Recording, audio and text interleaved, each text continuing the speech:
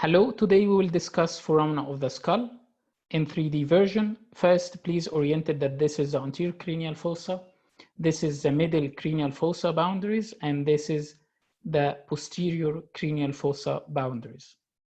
We have cribriform plate of ethmoid bone containing the filaments of olfactory nerve. Then we have optic canal containing optic nerve and surrounded by its dural layers, ophthalmic artery, and surrounded by sympathetic nerves.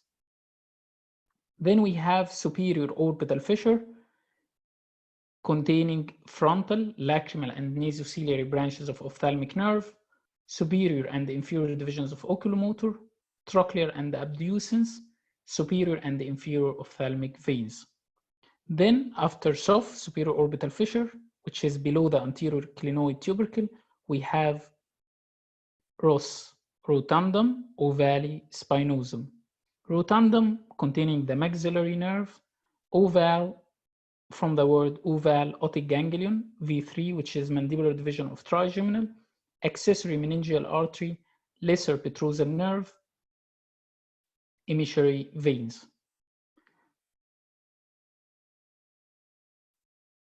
And rotundum containing the maxillary nerve. Spinosum containing middle meningeal artery and meningeal branch of the mandibular nerve. Then we have foramen lastrum. Foramen lastrum containing pterygoid canal, artery, and nerve.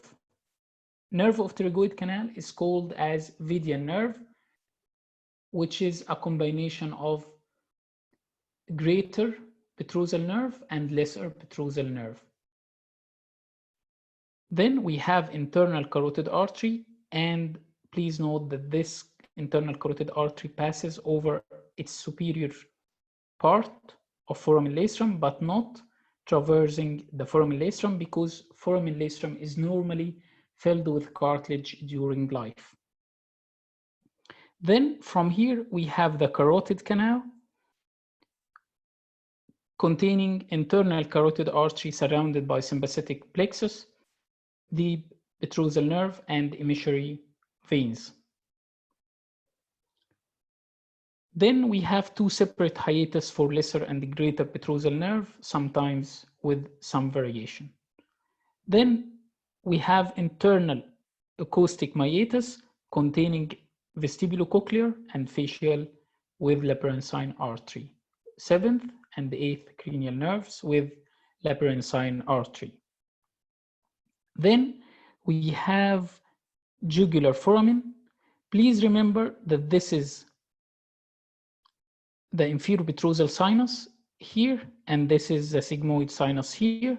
So this jugular foramen containing the inferior petrosal sinus with sigmoid sinus that unites together to form internal jugular vein.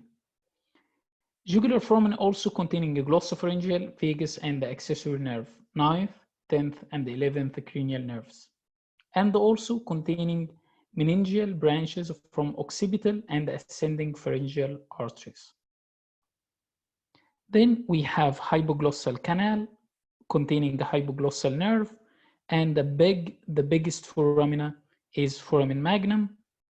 Remember, the brain connects to the spinal cord via medulla oblongata, and this is foramen magnum is conducting lower part of medulla oblongata, tectorial membranes, apical ligament of the dens, spinal root of accessory nerve, and vertebral artery with anterior and posterior spinal arteries.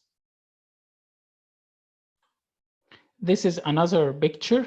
You will remember from it everything, that this foramina, all foramina in the sphenoid bone, and this foramina in the temporal bone, and this color in foramen magnum in occipital bone.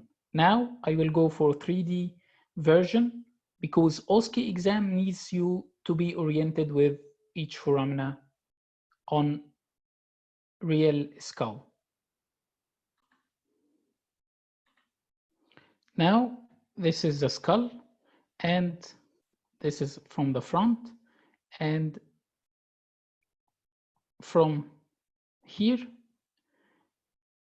we have, as you see here, cribriform plate of ethmoid bone, and this cribriform plate of ethmoid bone will be delivering the nerves inside the nose, because this is olfactory nerve of smell. And then after, we have superior orbital fissure, which is here, and then we have superior orbital fissure will be delivering these structures to the orbit.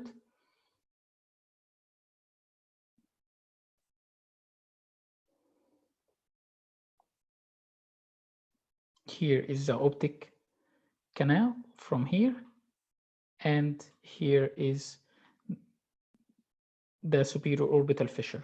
Okay, after superior orbital fissure, and you know the structures in the superior orbital fissure very simply.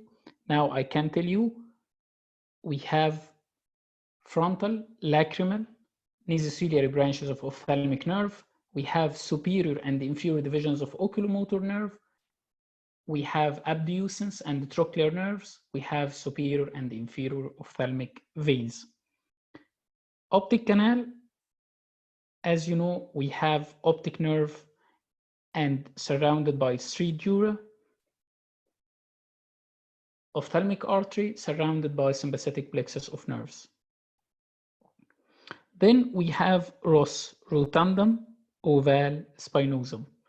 Foramen rotundum here, this is foramen rotundum, and this is oval in shape, and this is spinosum.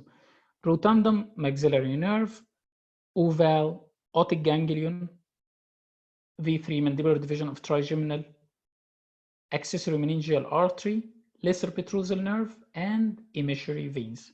Then we have foramen spinosum. It's spinated, so I'm afraid about middle meningeal artery and mandibular branch, meningeal branch of mandibular nerve, MA and MMN.